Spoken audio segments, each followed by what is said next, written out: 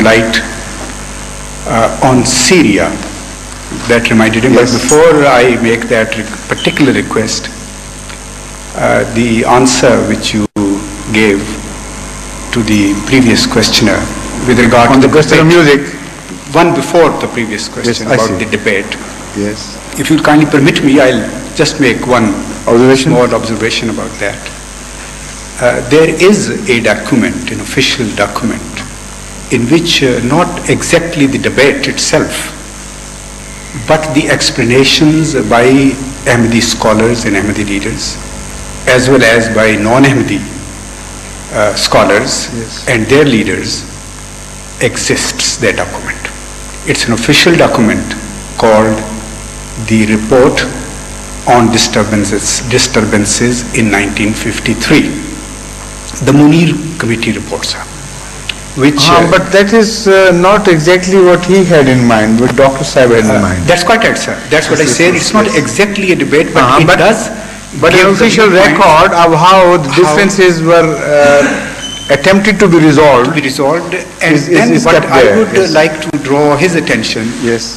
is the conclusion by the court itself, by Justice Munir, in which he has very clearly and very unequivocally, he has given remarks about all these non-Ahmadi scholars and their total failure to bring about any rational explanation of the positions which they had held with regard to Ahmadis and with regard to Ahmadiyat.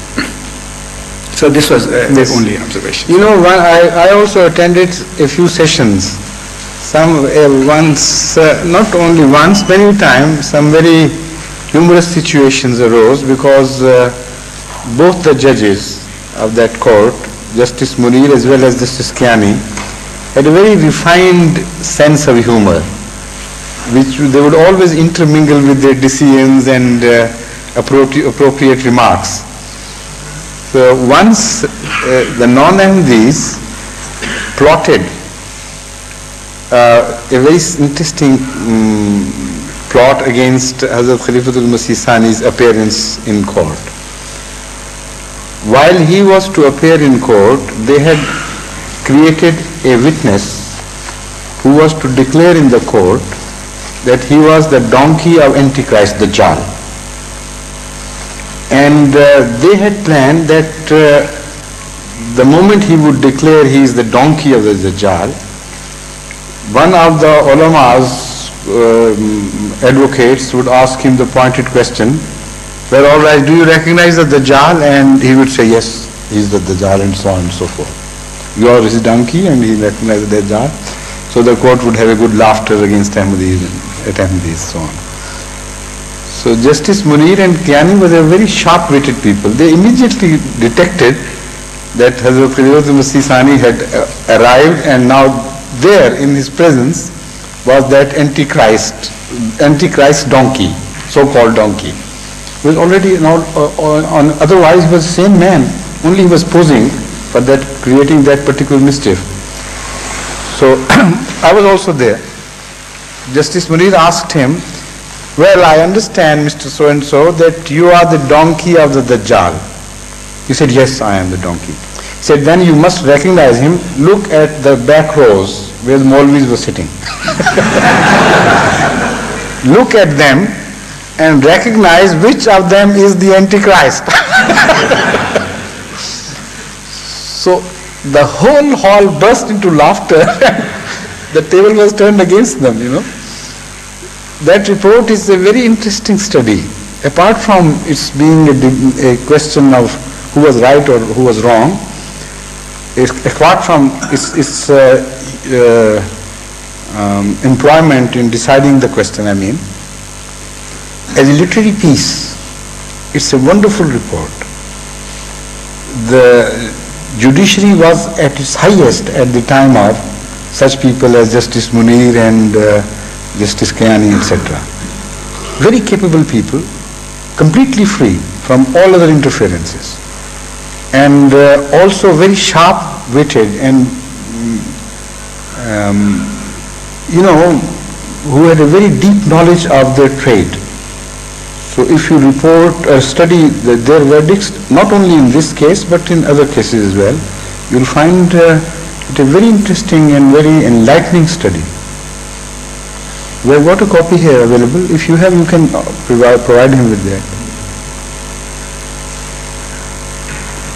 Have you read the book of Justice Munir, from Qaid-e-Azam to martial law? From Jinnah to martial law. I'm sorry, from Jinnah to martial law. Yeah, that's right, yes. All the martial laws in between are described.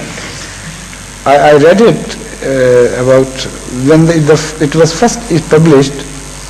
Out of the very first few copies, one was sent to me. And I found it a very interesting study.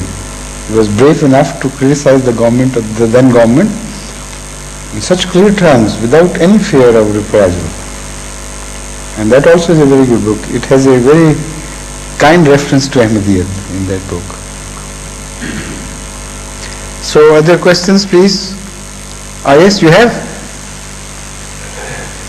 If you permit me. Where is Mr. Rashid, Abdul Rashid? You still have your hair? Sir, I would kindly request you to give your opinion, views on Syria, because the presence of a brother, it has been a great pleasure and a great honor for us to have him with us. About 30 years ago, when Hazrat Khalifa Sani, may Allah be pleased with him, when he was here, I remember one evening he had called me and he was discussing his tour program for Europe and for the Middle East. And Syria, Damascus came under discussion. And he made a very far-sighted statement. He said, this is the place from where much good has come and from where much evil may also come. 2 days ago I was reading an American magazine in which the American political experts were predicting that the next big Holocaust, the next war, might start from Syria. So I wonder whether...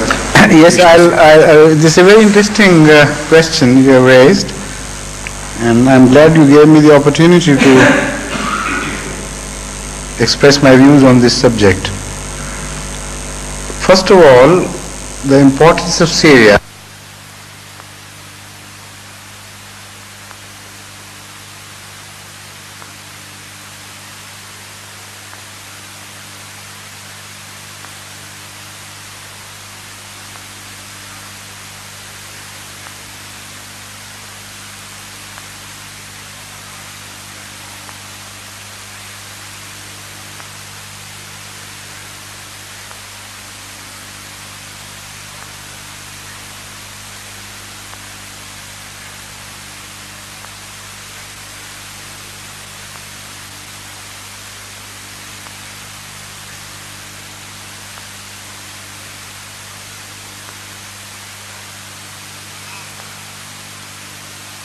In the Manaratin Bayda, Sharqiya Damashq. So that means that Damascus has to play a very important role in the time when Messiah would reappear in the latter days. That role is made clear to us by Hazrat Masih Maud himself in light of certain revelations made to him about Syria. Number one, the goodness of Syria is expressed in the Ilham, where some of the Syrian people are described by Allah as Abdal Sham. Abdal is a term of Islam, later term, not the Quranic term or the term of Huzur Akram Sallallahu Alaihi Wasallam, but a term which was coined later on by the Sufis. Abdal stands next in order to Qutb, which is the highest spiritual authority other than the prophets, which can exist at any time in the world. At one time they say there is just one Qutb.